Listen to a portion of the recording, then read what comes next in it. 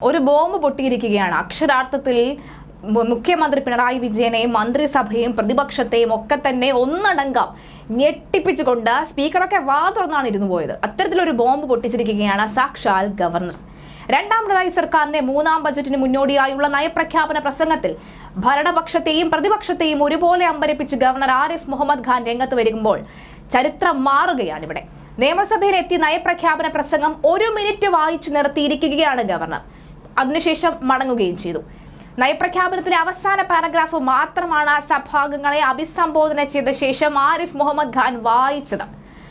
പ്രധാനമായും ആദ്യത്തെ ഒരു പാരഗ്രാഫ് അദ്ദേഹം വായിച്ചത് ഇങ്ങനെയായിരുന്നു: ബഹുമാനപ്പെട്ട സ്പീക്കർ, ബഹുമാനപ്പെട്ട മുഖ്യമന്ത്രി, ബഹുമാന്യരായ മന്ത്രിമാർ, ബഹുമാനപ്പെട്ട പ്രതിപക്ഷ നേതാവ്, ബഹുമാന്യരായ നിയമസഭാ അംഗങ്ങളെ എന്ന് പറഞ്ഞതിന് ശേഷം അദ്ദേഹം പറഞ്ഞത് "Now I am reading the last paragraph" എന്ന് പറഞ്ഞുകൊണ്ട് അദ്ദേഹം ലാസ്റ്റ് പാരഗ്രാഫിലേക്ക് പോവുകയായിരുന്നു. കൃത്യം 63 പേജുകളുള്ള നയപ്രഖ്യാപന പ്രസംഗത്തിന്റെ ആദ്യത്തെ ഒരു ഇൻട്രോ, അതായത് എല്ലാവരെയും സ്വാഗതം ചെയ്തതും പിന്നെ അദ്ദേഹം നേരെ പോയത് അവസാന പാരഗ്രാഫിലാണ്. "Now I am reading the last paragraph" എന്ന് പറഞ്ഞുകൊണ്ട് അദ്ദേഹം വായിച്ചത് ഇങ്ങനെയാണ്: ഈ അന്തസ്സത്തയ്ക്ക് ശേഷം സംഭവിക്കുന്നില്ലെന്ന് ഉറപ്പാക്കേണ്ടത് നമ്മുടെ ബാധ്യതയാണ്.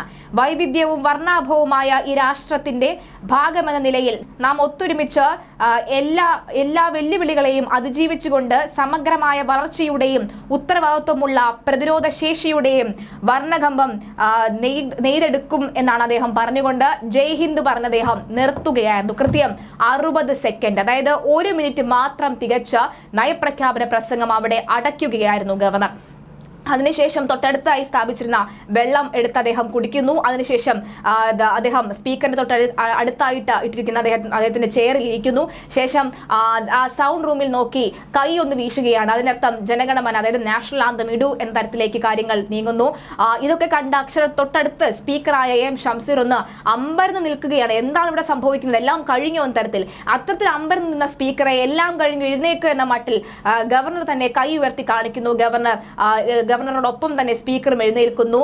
ജനഗണമന അവിടെ അപ്പോൾ കേൾക്കുകയാണ്. എല്ലാവരും രാഷ്ട്ര സ്നേഹത്തോടുകൂടി നാഷണൽ ആന്തത്തിന് മുന്നിൽ അങ്ങനെ അങ്ങ് നിന്നു. അതിനുശേഷം മുഖ്യമന്ത്രി സാധാരണ നയപ്രഖ്യാപന പ്രസംഗം കഴിഞ്ഞ ഇത്തരത്തിൽ നാഷണൽ ആന്തം കഴിഞ്ഞതിന് ശേഷം ഡയസിൽ വന്ന് അദ്ദേഹത്തിന് കൈ കൊടുക്കുന്നൊരു സാഹചര്യമുണ്ട്. പ്രതിപക്ഷ നേതാവ് വന്ന് കൈ കൊടുക്കുന്ന സാഹചര്യമുണ്ട്. അതിലൊന്നും നിൽക്കാതെ, മുഖ്യമന്ത്രിയെ കാത്തൊന്നും തന്നെ നിൽക്കാതെ കഴിഞ്ഞതും ഗവർണർ സ്ഥലം വിടുക എന്ന് പറയുന്ന പോലെ തന്നെ അപ്പോൾ തന്നെ ഇറങ്ങുകയായിരുന്നു. സ്പീക്കർ തൊട്ട് പിന്നാലെ പോയി. അതിനുശേഷം പ്രതിപക്ഷതയെ ഒന്ന് നോക്കിയതിനു ശേഷമാണ് ഗവർണർ പുറത്തേക്ക് കടക്കുന്നത്. അപ്പോഴേക്കും മുഖ്യമന്ത്രി അദ്ദേഹത്തിന്റെ പിന്നാലെ തന്നെ പോകുന്നത് നമുക്ക് കാണാൻ സാധിക്കുന്നുണ്ടായിരുന്നു. ഗവർണർ വന്നപ്പോൾ മുതൽ ഈ നയപ്രഖ്യാപന പ്രസംഗം തുടങ്ങുന്നത് മുതലൊക്കെ തന്നെ എല്ലാം ഒത്തുതീർപ്പാക്കിയോ എന്ന തരത്തിലുള്ള ചോദ്യങ്ങൾ പ്രതിപക്ഷത്തിന്റെ ഭാഗത്തു നിന്നും ഉണ്ടായിരുന്നു. നയപ്രഖ്യാപന പ്രസംഗം തുടങ്ങുന്ന സമയത്തിന് ഈ പ്രതിപക്ഷത്തെ ഒന്ന് തുറിച്ചു നോക്കിയ ശേഷമാണ് അദ്ദേഹം വായിക്കാൻ തുടങ്ങിയത്. അതിനുശേഷം കൃത്യം 1 മിനിറ്റിൽ എല്ലാം കഴിയുകയുമായിരുന്നു. നിയമസഭയിൽ നിന്നും അതിവേഗം മടങ്ങുകയാണ് ഉണ്ടായത്. ഔപചാരികതയുടെ ഭാഗമായി ഗവർണറെ അനുഗമിക്കാൻ മുഖ്യമന്ത്രി എത്തുന്നത് കാത്തു നിൽക്കാതെയാണ് നിയമസഭയിൽ നിന്നും അതിവേഗം മടങ്ങുകയും ചെയ്തത്. ഗവർണറുടെ അസാധാരണ നടപടിയിൽ സ്പീക്കർ അടക്കമുള്ളവരിൽ അമ്പരപ്പ് പ്രകടമായിരുന്നു.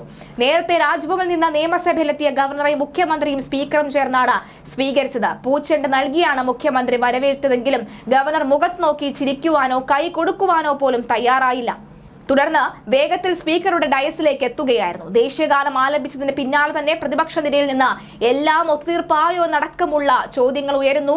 നയപ്രഖ്യാപന പ്രസംഗത്തിനായി ഗവർണർ എഴുന്നേറ്റപ്പോഴും ഇത് തുടരുകയായിരുന്നു. തുടർന്ന് ഗൗരവഭാവത്തോടുകൂടി പ്രതിപക്ഷ ഭാഗത്തേക്ക് നോക്കിയ ഗവർണർ ആമുഖമായി കുറച്ച് വാചകങ്ങൾ മാത്രം വായിച്ച് അവസാന ഖണ്ഡികയിലേക്ക് അദ്ദേഹം എത്തുകയായിരുന്നു. നയപ്രഖ്യാപന പ്രസംഗത്തിന്റെ തുടക്കവും ഒടുക്കവും മാത്രം വായിച്ച് ഗവർണറുടെ അസാധാരണ നീക്കം കേരള നിയമസഭയുടെ ചരിത്രത്തിൽ തന്നെ ഇത് ആദ്യ സംഭവമാണ്. ആമുഖമായി ഒരു വരിയും അവസാനം ഒരു പാരഗ്രാഫും മാത്രം നയപ്രഖ്യാപനത്തിന്റെ ഭാഗമായി നിയമസഭയിൽ ഗവർണർ വായിച്ചു വെക്കുമ്പോൾ ചരിത്രം മാറുകയാണ്.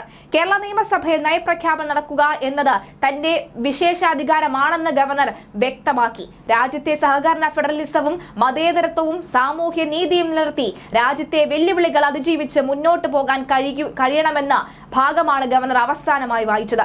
പ്രസംഗം 1 മിനിറ്റിൽ അവസാനിപ്പിച്ചതോടെ സ്പീക്കറും ഗവർണറും ഭരണ പ്രതിപക്ഷ ബെഞ്ചുകളെയും ആശ്ചര്യത്തോടെ നോക്കുകയും ചെയ്യുന്നുണ്ട്.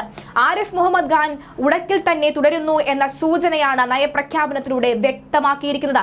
പുറത്തിറങ്ങിയ ശേഷം ഗവർണർ മാധ്യമങ്ങളോട് പ്രതികരിച്ചതേയില്ല. ഗവർണർ എന്റെ സർക്കാർ എന്നുപോലും പറയാൻ തയ്യാറായില്ല എന്നും അതുകൊണ്ട് തന്നെ നയപ്രഖ്യാപനം ഔദ്യോഗികമല്ല എന്നുമാണ് പ്രതിപക്ഷ MLA-മാർ പറയുന്നത്.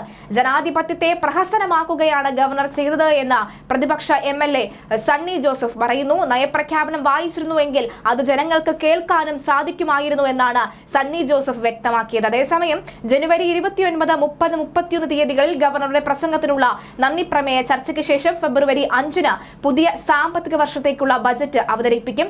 മാർച്ച് 27 വരെ ആകെ 32 ദിവസമാണ് സമ്മേളനം. ലോക്സഭാ തെരഞ്ഞെടുപ്പ് പ്രഖ്യാപനം ഉണ്ടായാൽ നേരത്തെ പിരിയാനും സാധ്യതയുണ്ട്. 2024 കേരള സംസ്ഥാന ചരക്കു സേവന നികുതി ഭേദഗതി bill, 2024 Kerala municipality bill, 2024 Kerala panchayat Raj ഭേദഗതി ബില്ല് എന്നിവയാണ് സമ്മേളന കാലത്ത് പരിഗണിക്കാനുള്ള പ്രധാന ബില്ലുകൾ. എന്തായാലും അക്ഷരാർത്ഥത്തിൽ ഞെട്ടിയിരിക്കുകയാണ്. മുഖ്യമന്ത്രിയുടെ വിശദീകരണമോ സ്പീക്കറിന്റെ വിശദീകരണമോ മന്ത്രിമാരുടെ ആരുടെയെങ്കിലും വിശദീകരണമോ ഈ ഒരു സംഭവവുമായി ബന്ധപ്പെട്ട് വരുമോ ഇല്ലയോ എന്ന് കണ്ടറിയാം.